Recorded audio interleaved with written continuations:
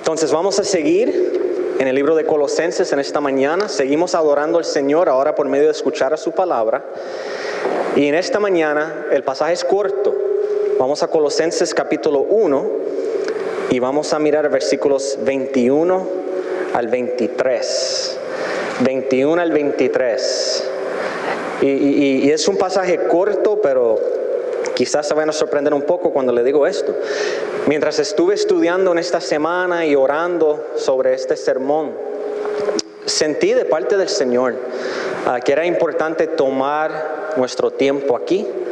Entonces, este pasaje lo vamos a ver en 2 sermones. Hoy vamos a comenzar y Dios mediante la semana que viene la vamos a terminar. Entonces, vamos a detenernos aquí y eso nos va a permitir a realmente absorber todo, ¿verdad? Todo lo que podamos de estos versículos. Una vez lo encuentras, les voy a pedir, si eres capaz físicamente, que por favor se ponga de pies para honrar la lectura de la palabra del Señor. Y dice así la palabra de Dios, Colosenses 1, comenzando en el versículo 21, y dice así: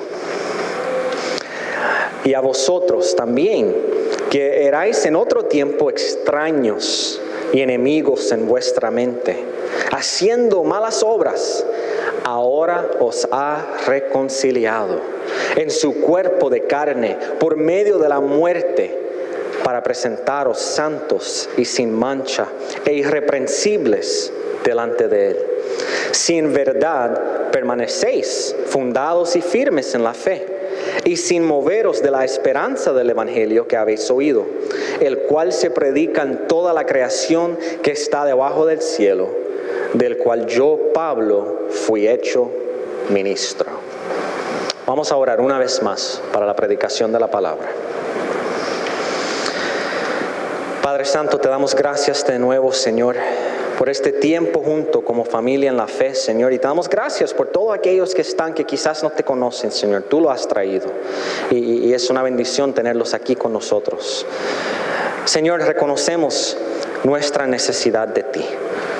Y sabemos que tú suple nuestras necesidades por medio de tu Espíritu Santo en nosotros y por medio de tu palabra, Señor. Tú nos hablas por medio de tu palabra para ministrarnos y para ayudarnos a crecer en conocimiento y sabiduría y en fe. Y eso es lo que anhelamos, Señor, es lo que necesitamos. Entonces pedimos en este momento, Espíritu Santo, que sea tú hablando por medio de esta prédica. Que sea tú hablando por medio de mí, el que va a predicar, y que en todo momento se diga lo que tú quieras que se diga, nada más ni nada menos. Y prepara nuestros corazones para recibir todo lo que tienes para nosotros. Lo pedimos en el nombre de Jesús. Amén.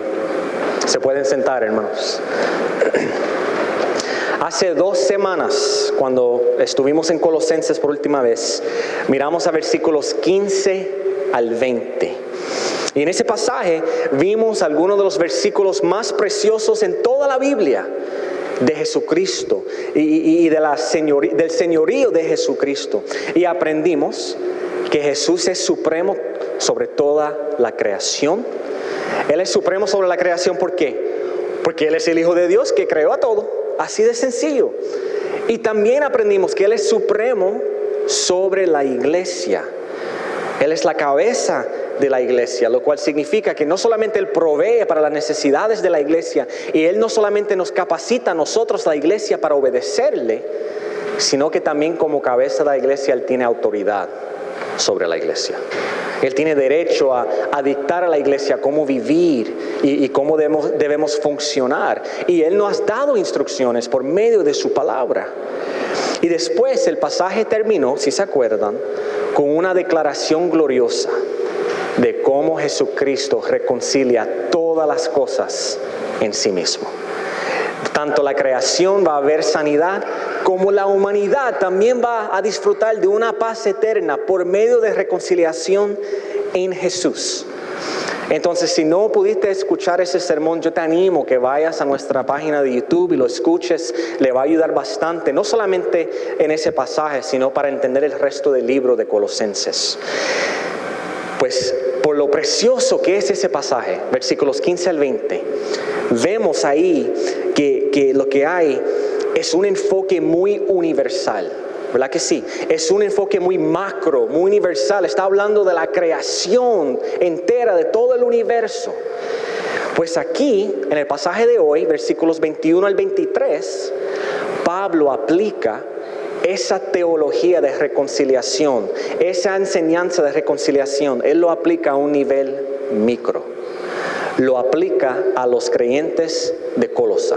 Lo aplica a la iglesia ahí en Colosa.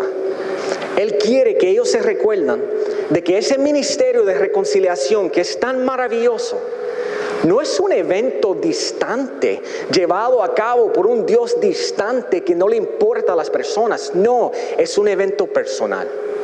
Es un evento íntimo que Dios hace para reconciliar su pueblo a sí mismo y lo lleva a cabo por medio de Jesucristo, que es Emmanuel, Dios con nosotros.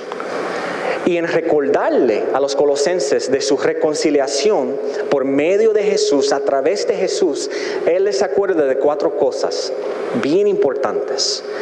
Les acuerda de quienes eran antes de Cristo. Les recuerda de cómo fueron ellos reconciliados. Les habla después de quiénes son después de Cristo. Y por último, les recuerda de una condición que hay para su salvación. Por eso le digo, aunque son pocos pasajes, aquí hay mucho. Entonces lo vamos a dividir en 2 sermones. Hoy, Dios mediante, vamos a enfocarnos en los primeros 2 puntos. Entonces el primer punto es este: ¿quiénes éramos antes de Cristo? ¿Quiénes éramos antes de Cristo? Escuchen una vez más al versículo 21. Y a vosotros también, ¿qué erais? ¿Qué erais en otro tiempo? ¿Erais qué? Extraños, enemigos en vuestra mente, haciendo malas obras. Aquí, como vimos en el capítulo 1, versículo 1, Pablo una vez más está hablando de la identidad de los colosenses. Pero en hablar de su identidad, él comienza recordándole de su identidad previa, su identidad antigua, quienes eran antes de ser reconciliados a Cristo. ¿Y qué eran antes de Cristo? Enemigos. Enemigos en vuestra mente, ¿haciendo qué? Haciendo malas obras. Y comienza diciendo que eran ¿qué? Eran extraños. Extraños. Los cristianos ahí en Colosa, de esa iglesia, como todo cristiano antes de llegar a Cristo y como todo ser humano antes de estar en Cristo, en un momento dado estaban separados de Dios. Eran ajenos a Dios, enemigos de Dios. A eso se refiere aquí la palabra enemigo, ajeno, separado. Y para entender por qué eso es así, hay que volver al principio. Hay que volver al principio de la Biblia, en el libro de Génesis. Cuando vamos al libro de Génesis, ¿qué vemos? Vemos que el Señor creó a todas las cosas, incluyendo al hombre, a Adán y a Eva. Y tan pronto los creó, ¿qué hizo? Les dio un mandato. Los mandó a no comer del árbol del bien y del mal. Y fue para su bien ese mandato. Sin embargo, ¿qué vemos cuando leemos a Génesis? Desobedecieron al Señor. ¿Y qué hicieron? Comieron de la fruta. A mí me gusta pensar que fue un mango. No sabemos. El punto es que comieron, desobedecieron. Y en ese momento, ¿qué pasó? Pecaron contra el Señor. Y el pecado es ¿qué? Es rebelión contra Dios, es rebelión contra el Rey. Y el primer efecto del pecado, el efecto primordial del pecado, es que crea separación entre Dios y el hombre. Crea un cañón entre Dios y la humanidad. Es por eso que el Señor sacó a Adán y a Eva del jardín de Edén. Piénsalo, el jardín era un paraíso. Ellos caminaban en la presencia de Dios, tenían intimidad con el Señor, y a causa del pecado, ¿qué pasó? Se tuvieron que salir. El Señor los sacó del jardín. ¿Por qué? Por el pecado, por su rebelión contra el Rey de la creación. Ya no había comunión pacífica y amorosa, lo que había era enemistad, lo que había era rebelión. La creación traicionó a su Creador. Y eso es el enfoque de Pablo aquí. Él está hablando de eso cuando dice que somos extraños al Señor. Estamos separados del Señor. A eso se refiere aquí cuando escribió los Colosenses. Estaba hablando de su relación previa con Dios, que realmente no había relación. No había relación, estaban separados de Él. Eran extraños a Él. Es muy similar a lo que vemos en Efesios. Efesios capítulo 4, versículo 18. Yo se lo leo, pero si lo quieres apuntar para después leerlo, perfecto. Dice así, Efesios 4, 18. Teniendo el entendimiento entenebrecido, ajenos. Ahí ajenos es la misma palabra que extraños aquí en Colosenses. Ajenos de la vida de Dios por la ignorancia que en ellos hay, por la dureza de su corazón. Date cuenta la referencia a la mente. Ahí en Efesios también, como aquí tenemos en Colosenses, habla de la mente. Cuando nosotros estábamos muertos en nuestros pecados, nuestras mentes estaban entenebrecidas y nosotros estábamos hostiles, éramos hostiles hacia el Señor, enemigos del Señor. Y cuando habla de corazones endurecidos, ¿a qué se refiere eso? Se refiere a que estábamos muertos espiritualmente. Un corazón endurecido no late, ¿verdad que no? No puede, no hay vida ahí. No se puede porque está muerto espiritualmente. Por eso en Ezequiel capítulo 36, hablamos un poco de esto el viernes y el miércoles pasado. En Ezequiel 36 leemos del nuevo pacto y del Espíritu Santo que va a llegar. Y una de las cosas que vemos ahí es que cuando llega el Espíritu Santo, nos quita el corazón de piedra y nos da un corazón de carne. En otras palabras, nos hace vivos espiritualmente, nos da vida espiritual para que una vez podamos disfrutar de nuestra comunión con el Señor. Podemos tener comunión con el Señor, estamos vivos espiritualmente. Entonces, por el pecado, todos somos extraños al Señor, somos ajenos a Él, estamos separados de Él, porque todos continuamos en la misma ignorancia y rebelión que comenzó en el jardín. Todos somos culpables de eso.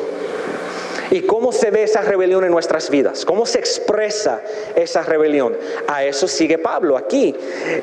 Vemos que Pablo les recuerda a los colosenses cómo expresaban su separación de Dios. Mira lo que dice: al ser enemigos en vuestra mente. Enemigos en vuestra mente. Cuando escuchamos a la palabra enemigo, ¿qué viene a la mente? ¿Qué viene a tu mente? Lo que a mí me viene a la mente inmediatamente es guerra. Pienso en enemigo y pienso en alguien que me quiere hacer daño, ¿verdad? Alguien que quiere atacarnos, quiere hacernos daño, no nos respeta, no nos ama. Es alguien hostil a nosotros. Pues los cristianos, nosotros, antes de estar en Cristo, antes de ser salvos, y de nuevo, realmente toda persona que está fuera de Cristo, antes de llegar a los pies de Él, éramos enemigos de Él en vuestras mentes. Éramos hostiles a Él. Cuando pensábamos en Dios, no pensábamos en que, quiero amarle, quiero sujetarme a Él. Quiero conocerle mejor para obedecer su palabra. Así no pensábamos. Cuando pensábamos en el Señor, antes de conocer a Cristo, queríamos alejarnos de Él. No quiero saber de eso. ¿Por qué? Porque yo quiero ser Señor de mi propia vida. Yo no quiero sujetarme a su palabra porque yo quiero ser mi propia autoridad. Y esto lo vemos en la palabra, hermanos. Romanos capítulo 1, versículo 19 al 20. Ahí Pablo explica cómo la creación misma da testimonio de que Dios es real. Que por medio de la belleza de la creación, por medio de la complejidad y majestad de la creación, el mundo puede ver de que hay un Dios. No hay forma de negarlo. Por medio de la creación, Dios revela su eterno poder y su deidad. Romanos 1, ahí está en la palabra. Y en Eclesiastés, capítulo 3, versículo 11, ahí leemos algo bien interesante. Ahí vemos en Eclesiastés 3:11 que Dios ha puesto en el corazón de los hombres la eternidad. ¿Qué quiere decir eso? Lo que eso comunica es que nosotros, los hombres, las mujeres, la humanidad, como que nacemos con un sentir de que tiene que haber algo después de la muerte. Esta vida no lo puede ser todo. ¿Por qué tú crees que en tantas culturas a través de la historia hay diferentes opiniones de lo que pasa después de la muerte? Porque el hombre nace con la eternidad en el corazón. Dios mismo ha puesto eso ahí. Entonces, externamente en la creación vemos de que hay testimonio de que Dios es real. En la creación vemos su poder, vemos su deidad. Y internamente también sentimos de que tiene que haber algo más después de la muerte. Hay algo más para esta vida, hay propósito, tiene que haberlo. Dios dejó sus huellas en todo lo que Él ha hecho, en la creación, tanto como cuando creó a nosotros. Entonces, ¿qué significa eso? ¿Qué significa eso? Lo vemos en Romanos 1, versículo 20. Lo que significa, hermanos, es que no tenemos excusa para no buscar conocer al Señor. No hay excusa. ¿Por qué? Porque hay evidencia de que Él existe. Hay evidencia de que hay un Dios. Entonces, nosotros no tenemos excusa para no buscar de Él y para no tratar de conocerle. Sin embargo, ¿cómo reaccionamos? ¿Reaccionamos en querer buscarle y conocerle? No. Vemos la reacción también en la palabra.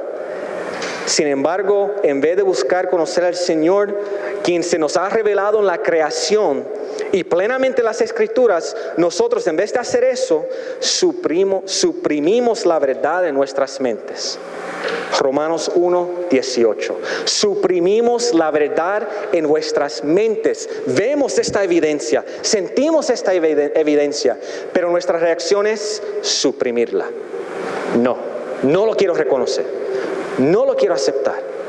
Suprimimos la verdad y dice en Romanos 1:25 que mientras suprimimos la verdad, la intercambiamos por mentira.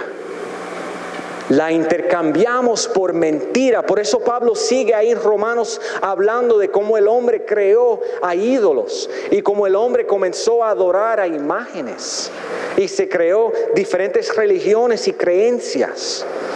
¿Por qué el hombre hace eso? Bueno, cuando lo pensamos es un poco obvio. Si creamos nuestra propia religión y si creamos a nuestro propio Dios, entonces podemos justificar hacer lo que nos dé la gana. En eso no hay humildad ni hay sujeción. ¿Por qué? Porque estamos creando a Dios como queremos crearlo. Estamos nosotros estableciendo los mandamientos. Estamos nosotros diciendo lo que es importante y no importante. Eso no es sujeción a Dios. Eso es rebelión. ¿Cuántas veces hemos escuchado a alguien decir algo así? Yo creo que Dios es como, y llena el blanco.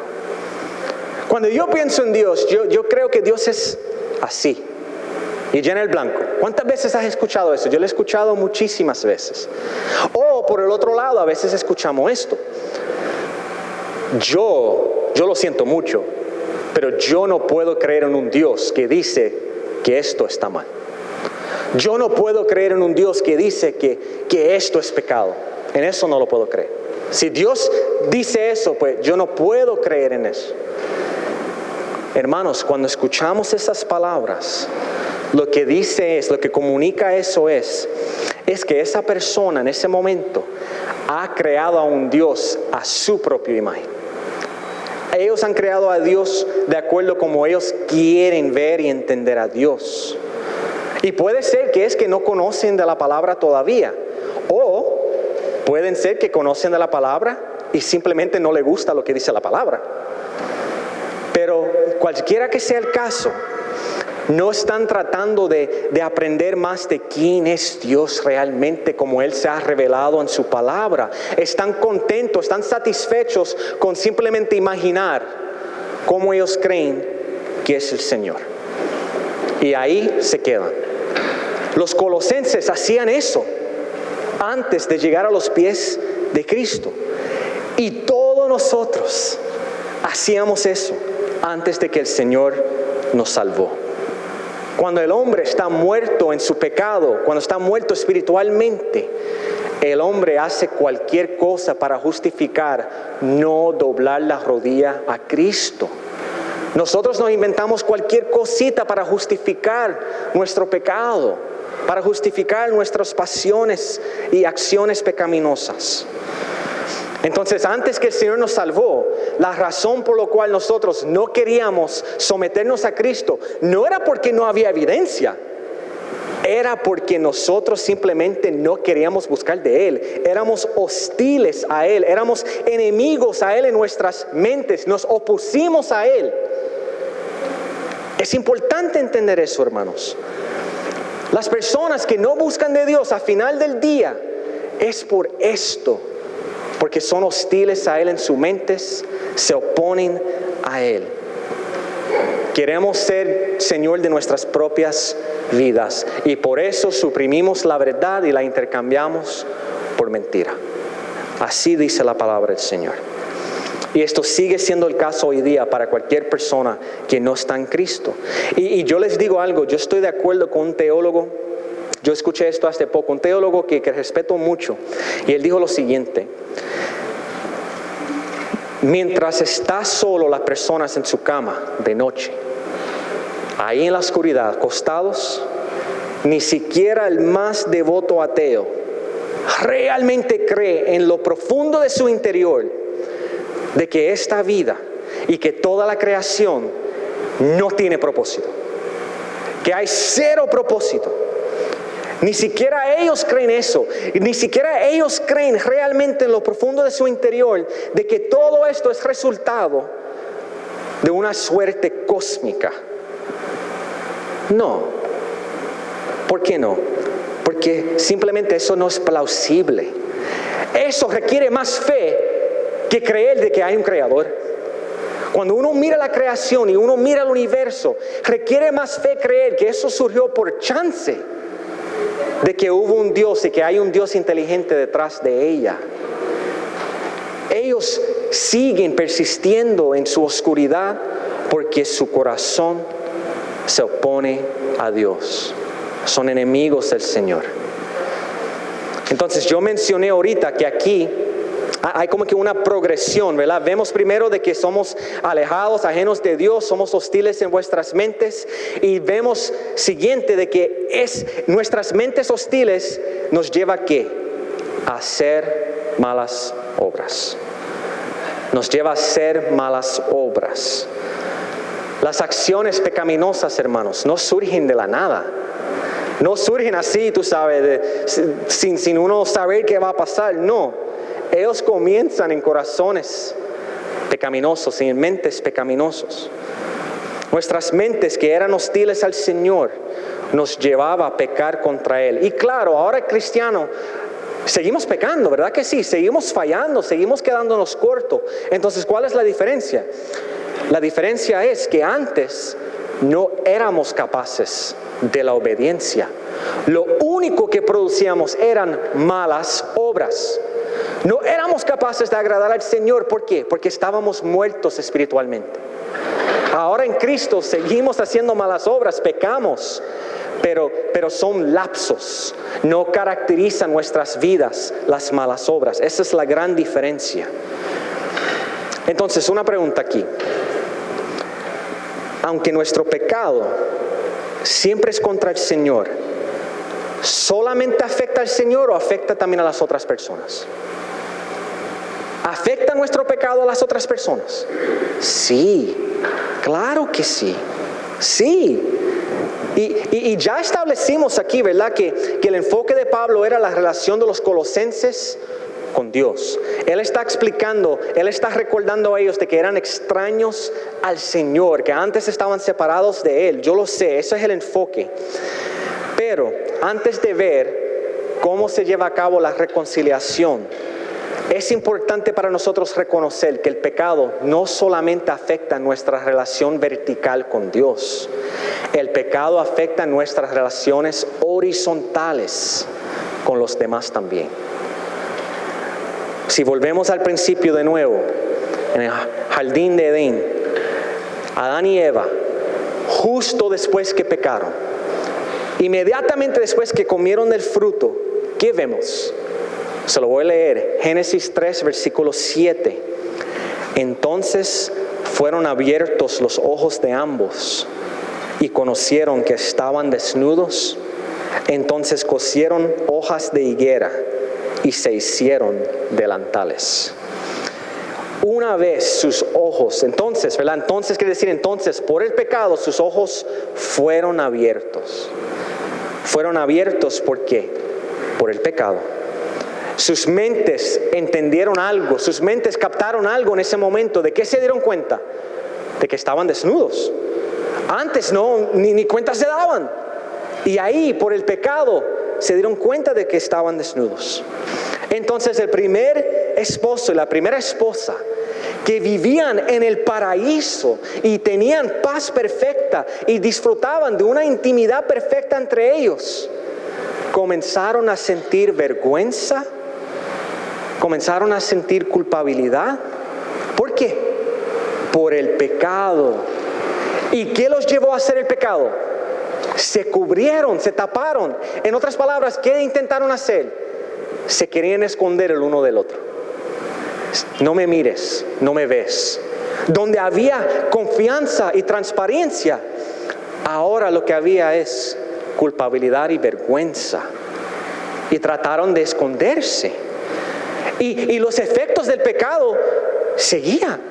Continuó en sus hijos. Y es correcto decir que no solamente seguía los efectos del pecado, sino que se pusieron peor. El pecado fue escalándose y se puso bien mal. Porque ¿qué vemos al siguiente? En sus hijos. ¿Qué pasó entre los hijos de Adán y Eva? Caín. ¿Qué hizo él? No solamente cometió el primer homicidio. ¿A quién mató? Mató a su hermano. A su hermano. Y cuando uno sigue leyendo a Génesis, uno ve cómo la consecuencia del pecado sigue creciendo y el pecado se sigue escalando más y más y más. Yo me alegro decir que los jóvenes ya, ¿verdad? Los jóvenes de la iglesia deben conocer muy bien el libro de Génesis. Estaban estudiando Génesis los viernes en la noche y ya ellos estudiaron el libro entero. Entonces ellos ya están familiares de cómo va la cosa. Se pone tan mal que vemos lo siguiente en Génesis 6, versículo 5. Y vio Jehová que la maldad de los hombres, que era mucho en la tierra, y que todo designio de los pensamientos del corazón de ellos era de continuo mal solamente. Así afectó el pecado al mundo. Que los pensamientos, date cuenta de nuevo la referencia a los pensamientos, a la mente. Los pensamientos del corazón de los hombres. Y cuando se habla del corazón, la palabra se habla al ser completo del hombre, su esencia como hombre. Lo único en lo cual podía pensar era malo, era pecaminoso. Entonces, ¿qué hizo el Señor? Si se acuerdan, si conocen sus Biblias, ¿qué vemos ahí después de este pasaje? El Señor decidió juzgar al mundo. Y lo juzgó por medio de enviar un diluvio. Y vemos que el mundo se inundó. Eso fue el juicio de Dios por el pecado. Y el Señor solamente permitió que Noé y su familia podían sobrevivir con unos animales, claro. Y cuando llegó el diluvio y después las aguas se volvieron a sus sitios, ¿se fue el pecado con las aguas? ¿Se acabó el asunto? No. ¿Qué vemos? El pecado volvió a surgir. Volvió el pecado. ¿Y en quién volvió? En Noé. El hombre quien el Señor escogió. En él vemos el pecado de nuevo. Y no solamente en él, también vemos que seguían su familia. Y Noé, hermanos, Noé fue escogido porque era un hombre obediente, un hombre justo. Se supone que Noé fuera como un nuevo Adán, para así comenzar de nuevo y hacer las cosas bien. Y sin embargo, como Adán, ¿qué hizo? Cayó, pecó. Aunque fue un hombre justo, porque así dice la palabra, seguía siendo un hombre caído. Seguía siendo un hombre infectado por el pecado original, el pecado que entró al mundo por medio de Adán y Eva. Y lamentablemente nosotros sabemos que los efectos del pecado siguen hoy día, ¿verdad que sí? La vemos. El primer lugar donde la vemos es en el espejo. Y si por alguna razón no lo ves en el espejo, prende las noticias. La vemos en todos lugares. David, el rey David, que la palabra dice que era un hombre conforme al corazón de Dios. Él mismo entendía esto. ¿Qué escribió David? Salmo 51:5. He aquí, en maldad he sido formado, y en pecado me concibió mi madre. Esto llamamos la doctrina del pecado original. Adán representaba a la humanidad, pero por su pecado y su rebelión, toda la humanidad se infectó con el pecado y todos nacemos con el pecado original. David mismo entendía que nació él con pecado. Y comprobamos esto. La pudimos comprobar desde el momento en que aprendimos a caminar y a hablar, ¿verdad que sí? ¿Te has dado cuenta de eso? ¿Has estado con niños bien pequeñitos? Si no, déjame decirte, a un niño no hay que enseñarle a mentir. A los niños no hay que enseñarle que deben compartir y que no deben ser egoístas. Es lo opuesto, hay que enseñarles a compartir. Hay que enseñarles a ser respetuosos y amarse y no ser egoístas. Los nenes nacen ya con esa tendencia, es prueba de esto. ¿Y por qué le estoy hablando de esto? Porque de nuevo, el enfoque del pasaje es la relación entre los colosenses y Dios, el hombre y Dios. ¿Por qué le estoy hablando de la relación entre el hombre y los hombres? Es por la siguiente razón. La separación entre los hombres, la hostilidad que hay entre los hombres, hermanos, surge de la hostilidad que hay entre el hombre y Dios. Esa es la raíz de toda maldad en el mundo, es el pecado. El pecado es lo que causa la hostilidad entre los hombres. El pecado es lo que causa que nos tratemos así. Entonces, entendiendo eso, necesitamos recordarnos que si queremos ver reconciliación entre los hombres, si queremos ver una paz genuina en la comunidad o la sociedad, no nos podemos olvidar que el mensaje más importante que podemos llevar a las personas es que necesitan ser reconciliados con su Dios. Porque ahí comienza. De ahí surge. La hostilidad contra el Señor se convierte en hostilidad contra los demás. Entonces lo que necesitamos es llegar a los pies del Señor. Lo que necesitamos es ser perdonado por Cristo. ¿Por qué? Porque necesitamos mentes nuevas. Necesitamos mentes que puedan ser transformadas. Necesitamos corazones nuevos, no corazones de piedra, sino corazones de carne. Necesitamos al Espíritu Santo que nos cambie desde adentro hacia afuera y que cambie nuestros deseos y nuestras motivaciones y nuestras actitudes para así amarnos y servirnos. Eso no lo podemos hacer en nuestras propias fuerzas, hermanos. Por eso el mensaje que lleva la iglesia es tan importante. Porque la iglesia es la única entidad en el mundo, si es fiel a la palabra, que va a predicar el Evangelio de Jesucristo.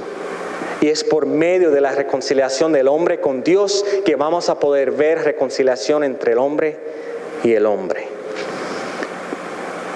Grace, esto es tan importante porque nos recuerda de algo, de muchas cosas me imagino que viene a la mente, pero algo que yo quiero enfatizar aquí es lo siguiente. Esto nos acuerda a nosotros de que no existe lo de ser espiritualmente neutral. El neutralismo espiritual, si eso es una palabra, no sé si me la acabo de inventar. El ser neutral espiritual no existe. Ese concepto no es bíblico. Solamente hay dos opciones. O estamos en Adán, como vemos en 1 Corintios 15, versículo 22, lo cual significa que aún estamos muertos espiritualmente, aún estamos con corazones entenebrecidos, corazones de piedra, y estamos separados de Dios y bajo su condenación. Esa es la primera opción. O estamos en Cristo y estamos confiando en Jesús como nuestro Señor y Salvador, y estamos dependiendo de su vida, muerte y resurrección para nosotros. No hay campo medio. No hay tercera opción. Esas personas, y yo sé que todos tienen personas así en su vida, yo las tengo también. Esas personas que conocemos, que cuando observamos sus vidas pensamos, es un buen ser humano, es una buena persona. Es una persona que vive moralmente, es una persona que piensa en los demás, es una persona como quien dice que daría la camisa a su espalda a cualquier otro. Personas que quizás admiramos y respetamos, pero sabemos que no creen en Jesucristo. Y si no están confiando en Cristo para su salvación, si ellos no están doblando la rodilla de su corazón a Jesús como Señor y Salvador, hermanos, la Biblia es clara. Ellos no están neutral contra el Señor. Ellos son enemigos de Dios. Son hostiles en sus mentes. Espiritualmente hablando, ellos están muertos espiritualmente, así como lo éramos nosotros antes de llegar a los pies de Cristo. No hay campo medio. D.A. Carson, un pastor, un autor, él escribió en uno de sus libros una conversación que él tuvo, y a mí me impactó mucho. Una vez se encontró con una pareja mayor en su iglesia, hace tiempo no lo veía, y fue a donde la pareja y le preguntó cómo estaban. Estamos bien. Y preguntó por los hijos, ¿y cómo están los hijos? Y ellos contestaron bien alegremente, están de lo más bien. El nene se graduó de la universidad y tiene tremendo trabajo, y la nena recibió su escalación en el trabajo, su promoción, ¿verdad? Entonces todo le va bien a ellos, están súper bien, están creciendo en sus carreras, tienen sus familias, y siguieron por ahí por abajo. Pero él se dio cuenta, no están hablando de su vida espiritual.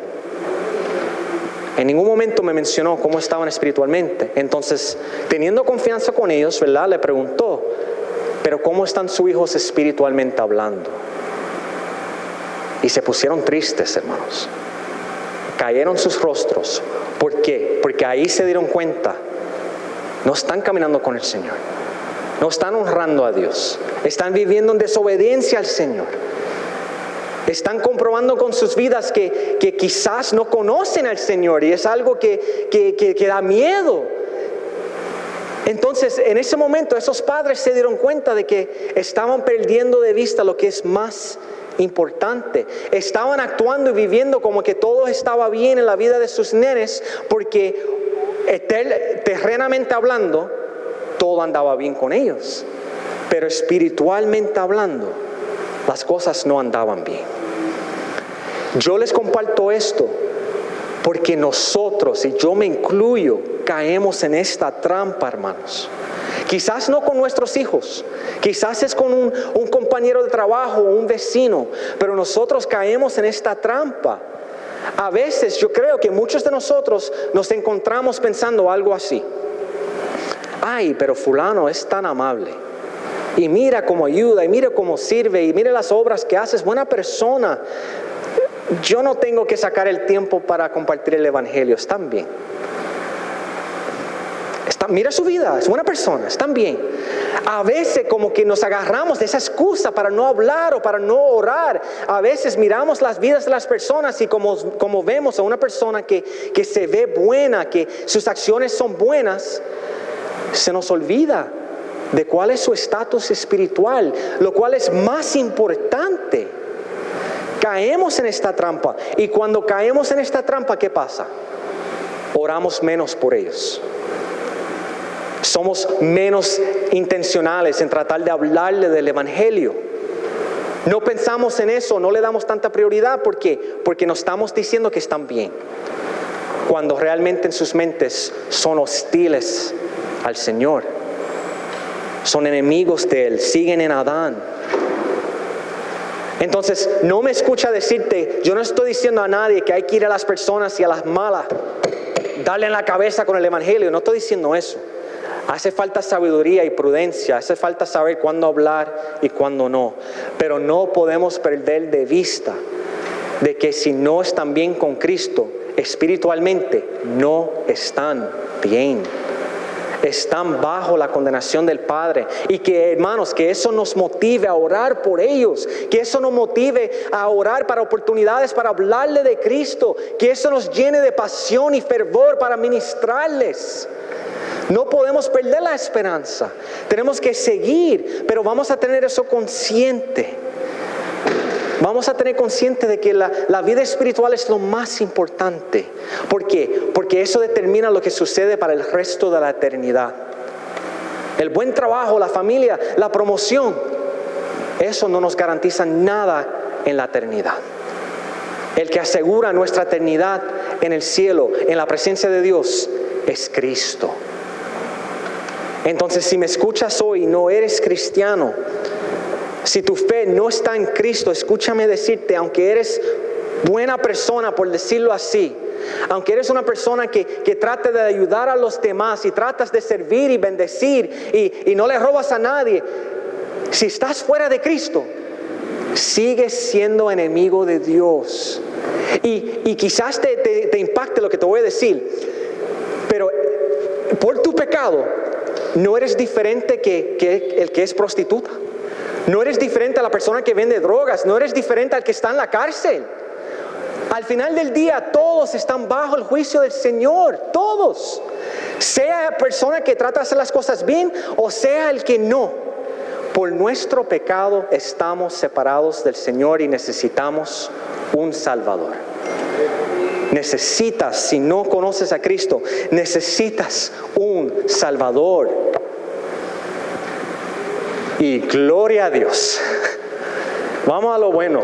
Gloria a Dios. Por eso vino Jesucristo, para reconciliarnos al Padre. Por eso vino Cristo, para salvarnos y reconciliarnos con nuestro Creador que nos ama. ¿Por qué Pablo les recuerda a los colosenses de su pasado pecaminoso? ¿Para que se sientan mal? No. ¿Para que se sientan culpables? Claro que no. Ni tampoco es para que se jacten, ¿verdad? Uno no se siente orgulloso por su vida pasada tampoco. Él les recuerda de cómo eran antes, porque eso resalta aún más la gracia y la misericordia de Dios. Cuando nos recordemos de cómo éramos antes, ahí caemos en cuenta, wow, Señor, si no fuera por tu gracia, yo estaría en un mal lugar ahora mismo. Quizás ni estaría vivo. Cuando nos recordemos de lo que Dios nos ha salvado, hermanos, eso nos llena de agradecimiento, eso nos llena de acción de gracias. Resalta la gracia del Señor. Y eso es el último punto de esta mañana. Por último, ¿de qué habla Pablo a los colosenses en la primera mitad de este pasaje? Les recuerda de su reconciliación por gracia. Su reconciliación por gracia. Mire cómo comienza el versículo, o al final del versículo 21. Ahora os ha reconciliado en su cuerpo de carne por medio de la muerte, para presentaros santos y sin mancha, irreprensibles delante de Él. Él os ha reconciliado. ¿Vieron eso? Ellos no se reconciliaron a ellos mismos. Un muerto no se puede dar vida. Acuérdate, necesitamos corazones nuevos de carne. Uno no se puede operar del corazón uno mismo. Es el Señor quien los reconcilió. Es el Señor quien los va a presentar.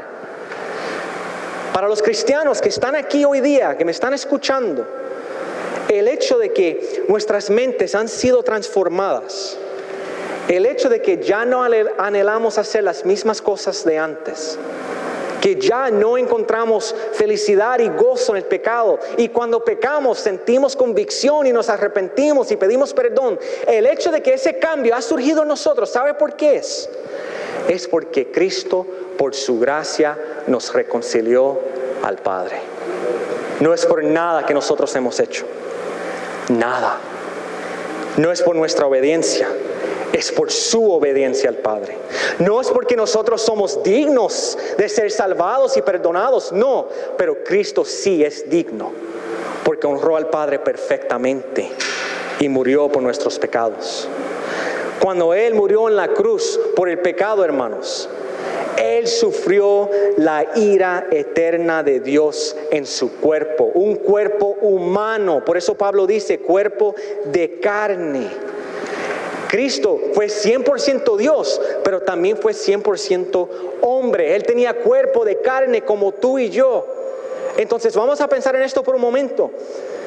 La consecuencia para cada mentira, la consecuencia para cada homicidio, para cada acto que fue hecho en odio y rencor.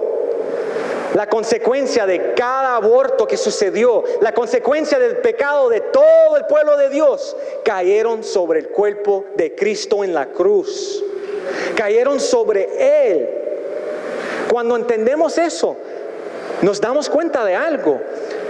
Lo que sufrió Cristo realmente no fue el sufrimiento físico. Sí, los clavos le dolieron y la cruz o la corona de espinas le dolió. Claro que sí, eso fue muy doloroso. Pero el sufrimiento real de Cristo fue que sufrió la ira del Padre mientras estuvo en la cruz. Su sufrimiento y su agonía fue más el espiritual que lo físico. Y Él lo hizo voluntariamente, por amor. Porque Él no tenía ni un pecado. Él murió por el pecado de todo aquel que pone su fe en Él. Dane Ortland, un pastor, le escribió un tremendo libro que se llama Manso y Humilde, Gentle and Lowly. Si puedes leer ese libro, te lo recomiendo. Si lo encuentras, si lo quieres, yo te lo compro. Tremendo libro. Él hizo una pregunta en ese libro que a mí me impactó muchísimo.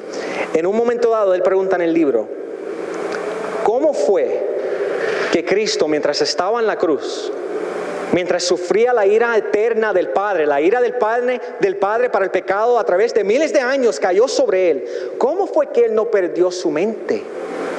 ¿Cómo fue que no se volvió loco? ¿Cómo es eso posible? ¿Cómo fue que Él pudo padecer un sufrimiento tan y tan y tan fuerte? ¿Tú sabes por qué Él lo pudo hacer? Porque Cristo no simplemente fue un hombre. Cristo es Dios. Él es el Hijo de Dios. Y acuérdate del versículos 15 al 20. ¿Quién es Él? Él es el creador del universo. Él es el creador de todo. Es el Hijo del Padre quien vino por amor. Mientras Él estuvo en la cruz, sufriendo la ira del Padre para todo aquel que pone su fe en Él, Él estaba sosteniendo la creación. Ese tipo de Salvador es Él. Ese tipo de Dios y Salvador tenemos nosotros. Nosotros no nos podemos salvar, no nos podemos reconciliar. ¿Qué nos toca hacer? Arrepentirnos y pedir al Señor que nos perdone. Y poner nuestra fe y esperanza en lo que Cristo hizo en la cruz por nosotros. Y cuando hacemos eso, como vemos aquí, somos reconciliados con Él por medio de su muerte en la cruz. Entonces, si estás aquí, no eres cristiano, no te has arrepentido de tus pecados, te animo hoy a que pongas tu fe en Cristo. Reconoce que has ofendido a un Dios santo y un Dios justo, y que Cristo murió en la cruz por tus pecados para perdonarte a ti. Si crees ese evangelio y que Él se levantó de la tumba, tú puedes ser perdonado, tú puedes tener salvación y tú puedes ser reconciliado al Padre en el cielo. Y para los que estamos en Cristo, que nunca se nos olvida que esto es por el amor de Dios a nosotros. Él nos reconcilió.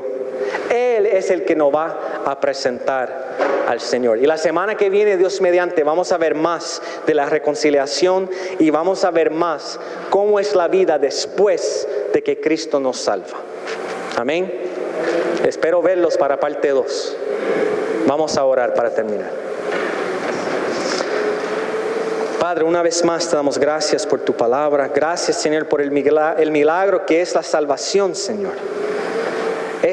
No hay mayor milagro, Señor.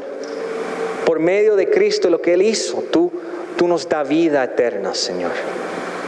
Entonces pedimos, Padre, si hay alguien aquí que no te conoce, o hay alguien que vaya a escuchar este mensaje que no te conoce, Señor, que tú utilices a tu palabra para convencer de pecado. Anhelamos ver más, llegar a los pies de Cristo, Señor.